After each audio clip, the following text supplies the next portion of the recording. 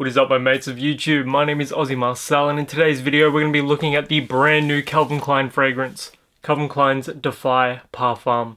And I will be briefly comparing it to the other Defy scents. So if that sounds good to you, let's get into the video.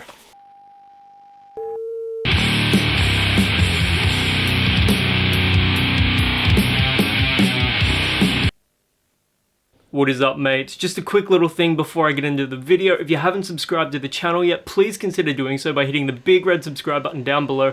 I've monetized my videos now, and every subscription and every view, every thumbs up, it all helps out immensely. I know I do things a little differently from pretty much every other fragrance creator there is here on YouTube, and I plan on keeping it that way. So if you want to help me out, do so by hitting the subscribe button. Thank you very much, guys. Previously on the channel, I've covered both the Eau de Toilette and the Eau de Parfum. And these are two fragrances that always have guaranteed me compliments. I wore the Eau de Toilette the other day, got a few compliments for that, but the Parfum is the true compliment getter of the two that I've previously covered on the channel. It's smoky, it's got a touch of leather, and it's got this really bold, powerful, almost like orange note in the opening. And I will say, don't mind the ring light in the background there, but I will say, it has one of the coolest bottle designs, awesome gradient on it. Performance is incredible as well, and you can pick up 200 mils of this for about $80 Australian, so it's really good value. On the other hand, the Eau de Toilette smells fantastic, is good for compliments. It's a more floral version, a fresher, more floral version of the Eau de Parfum, and this one costs around about $60 to $70. It does smell good, and it has gotten me quite a few compliments, but the performance isn't there like it is with the Eau de Parfum. Now, with that all being said, the Parfum is the true beast of the bunch. This thing, man oh man, has this been getting me compliments. I've worn this 4 days in a row. That's how good this one is. Awesome bottle design, very similar to the Eau de Parfum, except it's blacked out all the way through. Oh, it's like a deep midnight blue, let's say. And that's why I changed the mood lighting to be blue as well. You still get some of that citrus in the opening. It's like this, not quite as bright, but it's like an orange punch sort of vibe to it.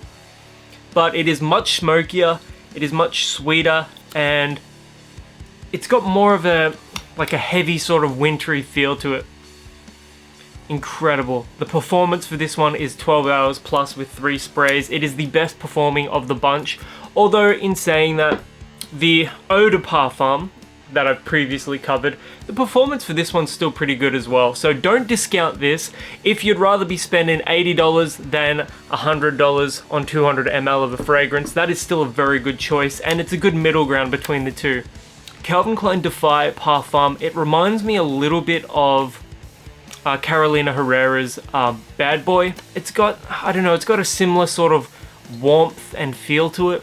You would use it in the same situations. And in another way, it almost reminds me of Pat Rabanne's 1 Million, except don't think this is a one-for-one clone of it or anything like that, just purely because this is much nicer to my nose than Pat Rabanne's 1 Million. This is a beautiful fragrance. It's gotten me some incredible compliments.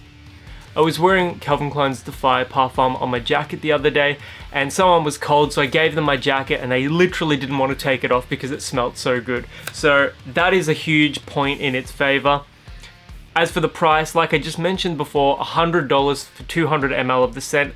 It is getting into that pricier territory, but it is a parfum. The quality is there, and I think the value is there as well. So if you want something very close to Eau de Parfum, but you want something that lasts longer, and in my opinion has gotten me more compliments, definitely check out the Parfum. In my opinion, it is much better, and it is one of the sexiest fragrance releases of 2023, and that is no cap, as the kids are saying. I love it. It's a great scent. All this Defy lineup has been pretty good in my opinion. A lot of the fragrance snobs out there have been saying it is generic, and I will admit the Eau de Toilette does have a much more, let's say, Dior Sauvage sort of vibe to it. So does the Eau de Parfum to a certain degree. But I do believe that there is enough different about all three of these scents so that they don't warrant the Dior Sauvage comparison. It's just so easy to compare a fragrance, a modern fragrance, to Sauvage, just purely because of the complement factor and all of that. But the Eau de Toilette does most strongly resemble Sauvage, but it's like a good budget alternative to it. But if you really want to go out there and get some true compliments, try the Eau de Parfum or the Parfum. They are an exceptional choice. Anyways, if you've ever worn the Parfum before, or any of the Defy scents, let me know in the comments below. And until the next video, my name is Ozzy Marcel, and I'll catch you guys around.